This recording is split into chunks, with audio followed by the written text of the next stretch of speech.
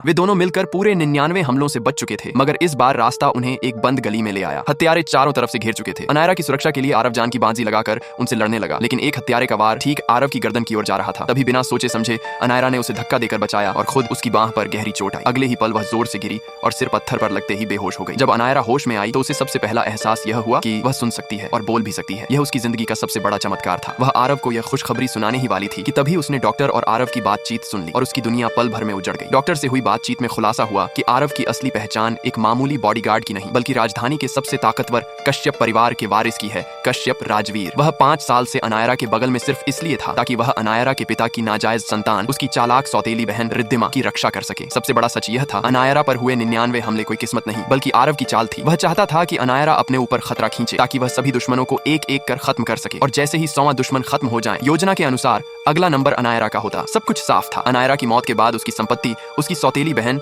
रिद्धिमा के नाम चली जाती। ये सुनकर अनायरा जैसे पत्थर की मूर्ति बन गई। मां नानी की मेहनत से खड़ा हुआ शेखावत परिवार का कारोबार वह किसी भी कीमत पर उस धोखेबाज को नहीं सौंप सकती थी। तभी आरव उससे मिलने आया। अनायरा अब भी गूंगी बनने का नाटक कर रही थी, इसलिए उसे लगा कि उसे कुछ पता नहीं। वह उसके चेहरे को सहलाता हुआ बोला, बस एक बार और हमला बचेगा, उसके बाद सब खत्म कर दूंगा, तुम बेफिक्र रहो। अनायरा गुस्से से बैठ गई तो वह तुरंत प्यार का नाटक करता हुआ उसे अपनी बाहों में ले गया और संकेत भाषा में कहने लगा कि बस एक आखिरी पीछा हमला और फिर वह हमेशा उसके साथ रहेगा। उसी समय रिद्धिमा का फोन आया और आरव बिना हिचक उसके पास भागा, जिससे अनायरा का सिर फिर दीवार से टकरा गया। रिद्धिमा को देखते ही वह खुशी से पागल हो उठा और दोनों ने अस्पताल के बाहर एक दूसरे को गले लगाया, बिना यह जाने कि अनायरा यह सब पीछे छुपकर सुन रही थी। अब अनायरा का दिल पूरी तरह टूट चुका था। वह तय कर चुकी थी, आरव और रिद्धिमा को वह जीतने नहीं देगी। उसी रात उसने अपने नाना की पुराने समय की इच्छा याद की, जिसमें उसका विवाह शहर के बड़े घराने मल्होत्रा परिवार के उत्तराधिकारी युग मल्होत्रा से तय हुआ था। अनायरा ने तुरंत मल्होत्रा परिवार के बुजुर्ग को कॉल किया और कहा, नानी को विदेश भेजने की व्यवस्था मैं कर रही हूँ, 7 दिन बाद दुल्हन को लेने के लिए गाड़ियां भेज दीजिए। दूसरी ओर आरव को अभी भी कोई शक नहीं था। उसने संकेत भाषा में अनायरा से एक नीलामी समारोह में चलने को कहा। अनायरा जानना चाहती थी